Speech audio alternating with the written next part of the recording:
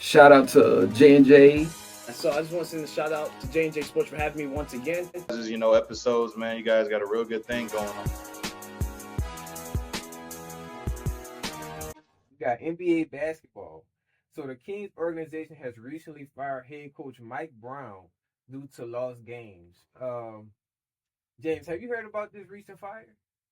Yeah, and considering it's still relatively early in the season, I mean, it's only been going on for a few months now. Right. So this is a surprise, but if they're not playing well, they had to make some sort of change, I guess. Man, since the Kings started their season, they have lost 12 of their 17 games, and they're saying he is the blame. Now I'm gonna be real with you guys. I don't agree with this really because I don't agree how they handled the situation as far as firing him in the middle of the season. They definitely should have let him complete the season. Without just throwing the guy out. You know what I mean? So have you heard about this? Not necessarily, but he's not the first person to have been in this unfortunate situation. Right.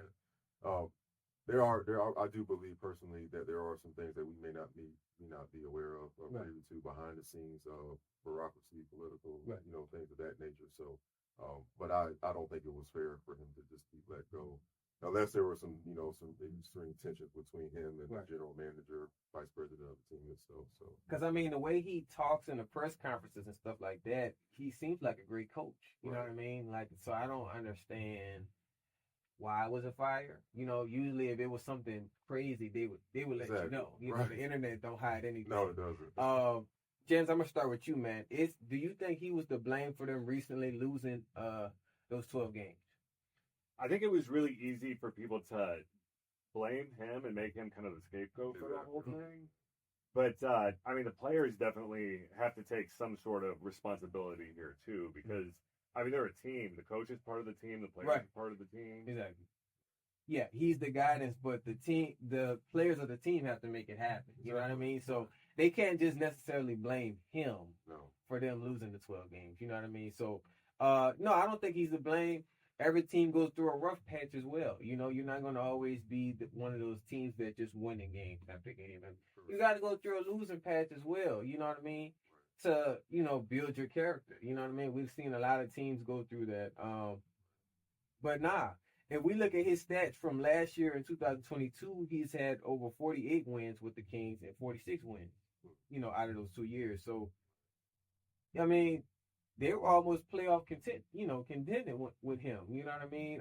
DeAndre Fox and, the add-ons they have, man. So, and then with him recently getting a contract extension from them now just firing him like that, I'm going to start with you, James.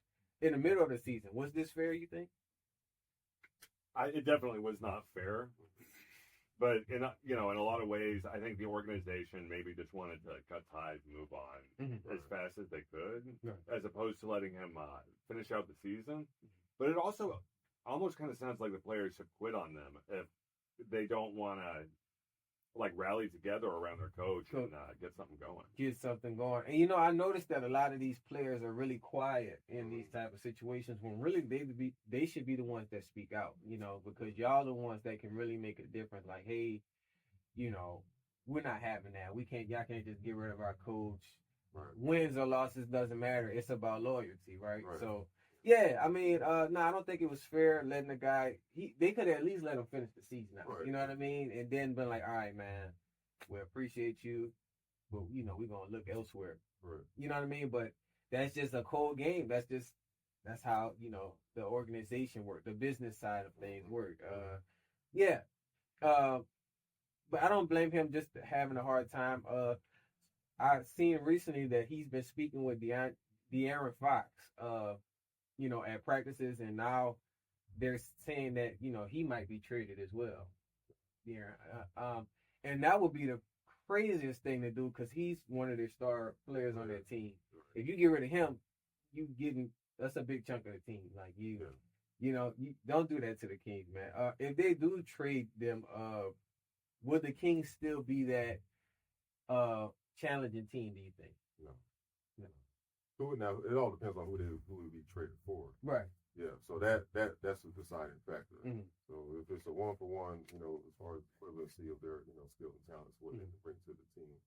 Maybe so, but if it's a completely, if you're not getting the same value back, exactly, then it's pointless. Yeah, exactly. it's really pointless. Okay, got you. And just to end things up, James, I'm gonna start with you now. With him, Mike Brown being a free agent coach, will that bring his value up? And which team could benefit from him being a coach?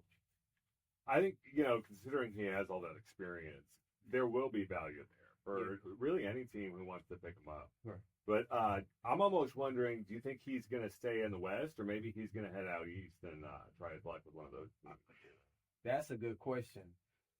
I could see him paying for an East team. I could see him just like going somewhere like Wizards or just really switching it up. I mean, whoever appreciates him, I think that's probably what he'll pick up. So I don't think which side matters. I think, whichever one appreciate him. Same thing for you, man. Which team do you think he will be a good fit for him? Well, I gotta be honest. Since I'm, from Orlando, I was a Magic fan, but so it'd be nice to see the Magic, go Magic. somewhere. They doing pretty good, I think, right? Last time I don't think they were last time. I could be wrong though, but I know back in the days, it was they were when Shaq left. It was kind of like yeah.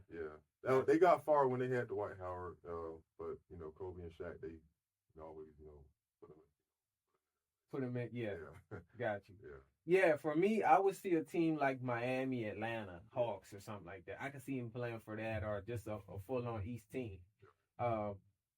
But somebody's going to pick him up fast. I already know that. I know he's not going to be sitting there. No. Somebody's going to pick him up, and that contract is going to be crazy, that amount of how much he's going to get. So that's unfortunate, man, that happened to you. We're going to keep you guys updated on his situation and what team picks him up, because he's going somewhere for sure.